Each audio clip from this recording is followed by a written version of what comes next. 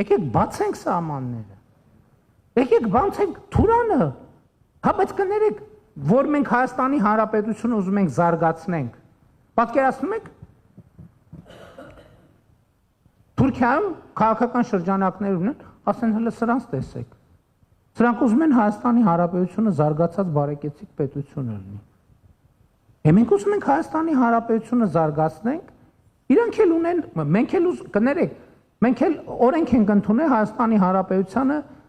Եվրամիությանն անդամագրվելու գործընթաց սկսելու մասին։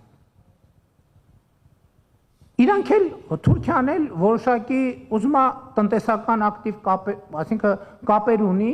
եւ զարգանում են այդ կապերը, այդ թվում կենտրոնական Ասիայի հետ, Չինաստանի հետ, ուզում է ավելի շատ հաղորդակցության ճանապարհներ ունենա։ Ինչն է անտրամաբանական։